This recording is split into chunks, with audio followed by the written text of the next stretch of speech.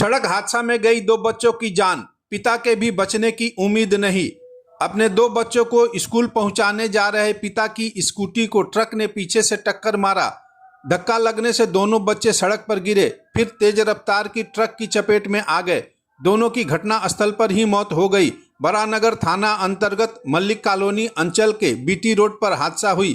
अति संकटजनक अवस्था में पिता को आरजी कर अस्पताल ले जाया गया है। उनके बचने की उम्मीद नहीं है।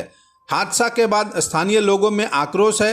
आरोप है कि सड़क पर रखी स्टोन चिप के वजह से स्कूटी को बीच सड़क पर जाना पड़ा, नतीजा हादसा हुई। पुलिस आसपास के सीसीटीवी कैमरों से दुर्घटना के समय की फुटेज जुटाने में लगी है। বাবা তার দুটো বাচ্চাকে নিয়ে স্কুলে পৌঁছাতে যাচ্ছিল স্কুটি করে।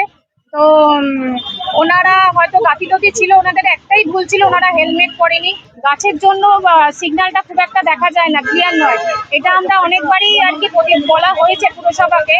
তো যাই হোক, তার মধ্যে দেখুন এখানে একটা এইরকম ভাবে একটা ঘটনা করেছে। রাত্রির বেলা একটা এরকম ভাবে স্টোন চিপ রাস্তার মাঝখানে ফেলে রেখেছে।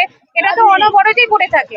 তো কোনোভাবে হয়তো সেই বাচ্চা দুটোকে নিয়ে তার বাবা স্কুলে যাচ্ছিল, তো মিস আউট ভাবে হয়তো কোনোভাবে অ্যাক্সিডেন্টটা হয়ে গেছে, কিন্তু বাচ্চাগুলো দুটোই স্পট ডেড হয়ে গেছে।